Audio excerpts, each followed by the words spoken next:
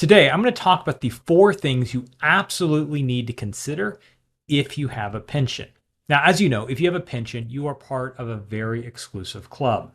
Less than 20% of American workers have access to a traditional pension, which means the retirement planning advice you hear, often on YouTube, might not apply to your situation. So today, I'm going to share the 4 critical strategies that every pension holder needs to understand to properly prepare for their retirement. But first, my name is Kevin Lum. I'm a certified financial planner, and this channel is dedicated to helping 1 million people retire without worry. As I just stated, those of you with pensions, you're unique. You are special because you have something that the vast majority of people don't have, and that is access to an additional amount of guaranteed income throughout your retirement. That also means that the vast majority of retirement advice is designed for people who are dependent on their 401ks and their Social Security. And that's not you. You have another monthly income stream, which is an incredible benefit, but it also creates some unique opportunities and challenges when you're planning for retirement. So first of all, pensions often have a hidden risk that many people aren't aware of. And that risk is that there's no inflation protection. Now, some pensions do have inflation protection, but more often than not, there's not an inflation rider, or if there is an inflation rider, it's often quite small and doesn't keep up with the actual rate of inflation. So let me give you an example and help make this more concrete. Let's assume you have $50,000 a year that you're receiving in pension. Now that is a phenomenal pension payment, but just go with me here. So you're getting $50,000 a year in pension, but there is no inflation rider, and the average rate of inflation is 3% a year over the next 20 years. That means the same $50,000 that you have today will only buy about $30,000 worth of goods and services in 20 years, and that can put your plan at risk. Let me show you what this looks like in Right Capital. So here we have Phil and Claire. You've seen them a lot, although this time their scenario is a bit different. They want to spend about $7,000 a month over and above their cost of healthcare and long-term care. And they are currently 60 and they want to retire in 2 years. They have about $5,000 in Social Security income and about $3,000 in pension income. And so they put all the numbers into the system. They also have $750,000 in a 401k. So they put all their numbers in. They're feeling pretty good. They have an 86% probability of success. The problem is that when Phil entered in his pension amount, he didn't notice that he included an inflation rider. So let's just turn off and say there is no inflation rider. So there's no increase. What you receive today is what you're going to receive for the rest of your retirement. So let's go ahead and turn that off. Now let's refresh. And what you see is that the probability of success on this plan drops. In particular, it becomes susceptible to inflation. Now, this plan assumes a pretty steady rate of inflation, 3% a year. But what if we get runaway inflation? Look what destroys this plan. If Phil and Claire end up encountering inflation that's 3% higher than the projections, now that's very high, but let's just say they do encounter inflation that's 3% higher, that completely destroys their plan. It takes it to a 6% probability of success. Let's say if it's just 2% higher, it's still going to greatly reduce the probability of success because one of the hidden dangers in this plan is inflation, and that pension is not going to provide protection against inflation. And so you're going to have to find some other ways to help insulate your plan against inflation, and I will talk more about that in a few minutes. Now, some pensions have a COLA adjustment, but others don't. And what concerns me is that people often don't know. They'll plan their entire retirement plan around a pension without factoring in inflation. And I know that people often aren't aware of whether their pension has an inflation rider, because when we work with people and we're doing the onboarding process, I'll ask them, does your pension have an inflation rider? And more often than not, the answer is, I'm not really sure. I'm going to have to check. Your pension is an incredible gift, and it's especially helpful for protecting against the sequence return risk early in retirement, but you don't want to mistakenly believe that it's all you need.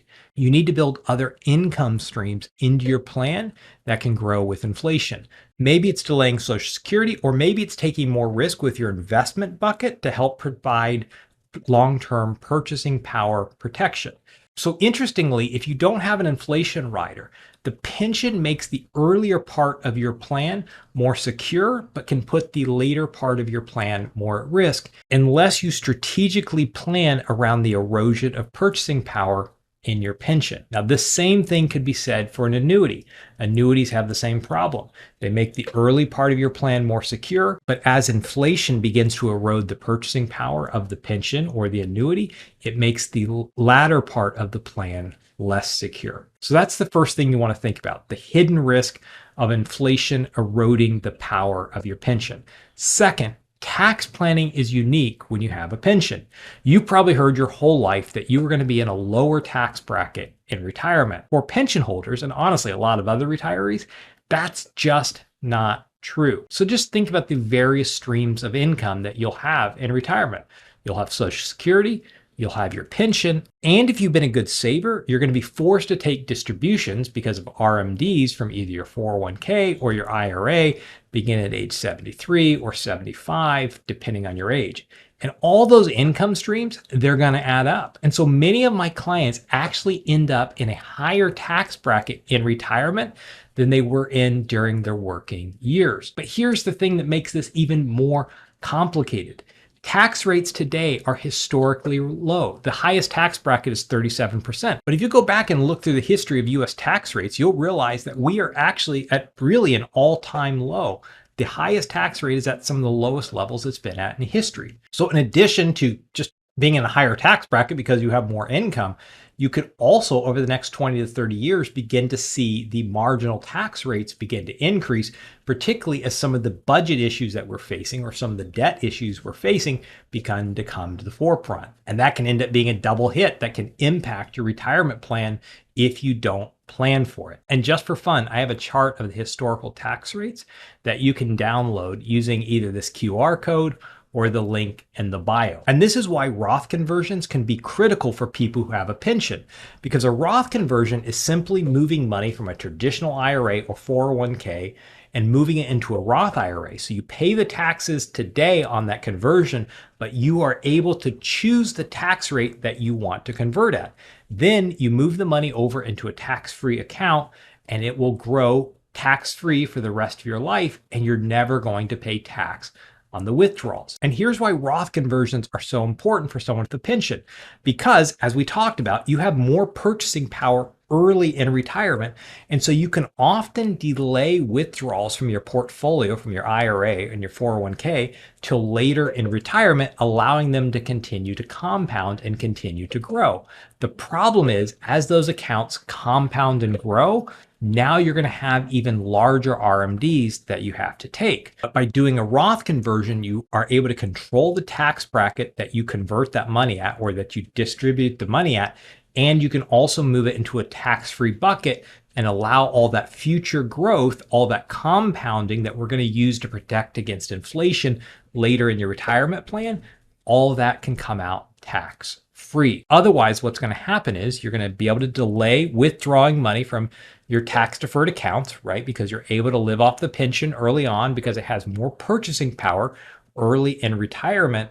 And those other accounts are going to grow and you're going to have much larger RMDs, which is going to push you into an even higher tax bracket. Whereas if you do a Roth conversion while you're in a lower tax bracket and while tax rates are historically low, you can dramatically reduce your future distributions and have more control over the amount of taxes you're going to pay in retirement, which will make it easier to plan around taxes during your retirement years. Now, to be clear, you have to be strategic with these Roth conversions. It's not as simple as just converting everything over. And I've done a lot of videos on Roth conversions, and some other people have done great videos on Roth conversions. So this video is not meant to be an all-encompassing tutorial on Roth conversions. But what's important to know is you need to be strategic. You need to consider how those conversions are going to impact your Medicare premiums so you don't have to pay the dreaded IRMAA surcharge. You need to consider how conversions are going to impact your Medicare premiums. And if you don't understand what that is or why that would be, just Google or look on YouTube for IRMAA surcharges or IRMAA premiums, right? If you earn too much money, you're going to have to pay an additional amount of money for your Medicare and you don't get anything else for it. you just get to pay an additional fee. You also need to take into account how those conversions are going to impact the taxation of Social Security. And there are a ton of other things that you want to make sure that you think about as you plan for conversions. But here's what I want you to remember. For the vast majority of pension holders that I work with, strategic Roth conversions have the ability to save them an enormous amount of money in taxes over their lifetime. So if you have a pension, you need to consider doing Roth conversions. That's the second thing. The third thing you need to think about if you're married or you have a partner is the survivor benefit election. This is going to be an incredibly important decision because this is where you decide what happens to your pension if you pass. So you have a pension, you worked a job, you have a pension, your spouse does not have a pension. What happens to the pension if you pass? And typically you will have multiple options, right? You can choose the full survivor benefit, but you receive a reduced pension or 75% or 50%. And there are a ton of variables. Sometimes you can take a little bit of cash out. Sometimes you can do 10 years certain. So you have all these options.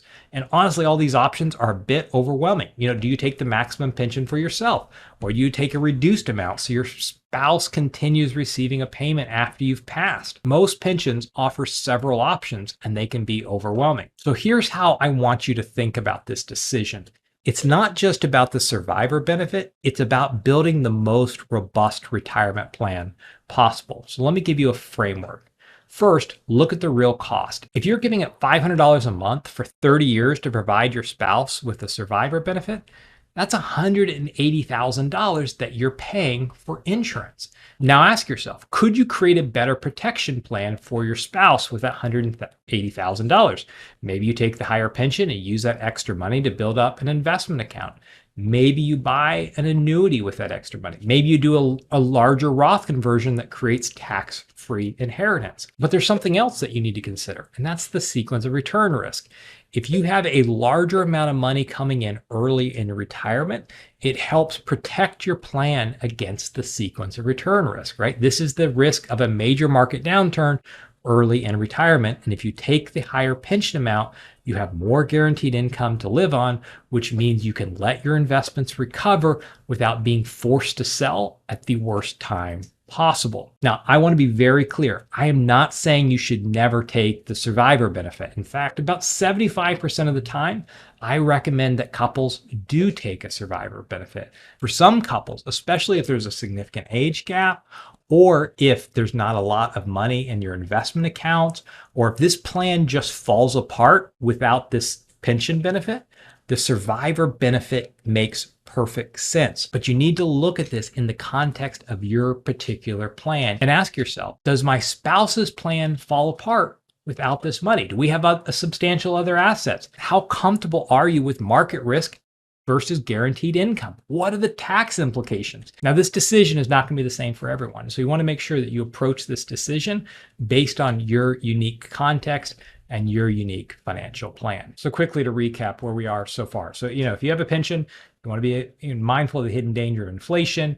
You want to think specifically about tax planning around your pension. And you also want to be mindful of how to claim the spousal benefit. How should you approach that? But the fourth thing you need to consider if you have a pension is that your investment strategy might be different than most other retirees. I see pension holders make the mistake of investing like everybody else. And here's the thing. When you have guaranteed monthly income for life, whether from a pension or whether from an annuity, you don't need your investments to produce as much income as others do, particularly early on. Your pension is already your safe, guaranteed income stream. This means you can be more aggressive with your investments because you don't have near the sequence of return risk that somebody who is living completely off their investment portfolio. So while someone that doesn't have a pension needs to worry about a sequence of return risk, the sequence of return risk is less for someone who has a pension or an annuity. You have more flexibility. Why? Because you're not forced to sell investments to generate income. you can ride out market volatility. If the market crashes at 67, you don't have to panic and sell at the bottom. You can keep collecting your pension and let your investments recover. And this is why I tell clients who have a pension that they can often be more aggressive.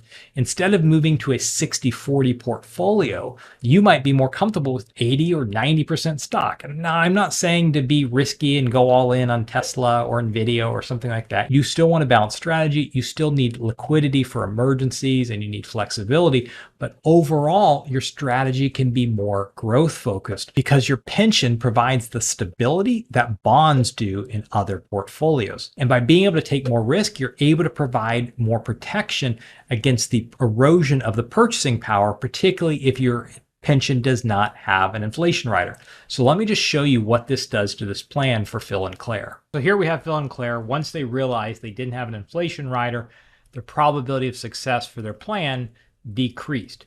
But they also have a balanced investment strategy because they'd heard they should have 50% stocks and 50% bonds, and they watched some YouTube video.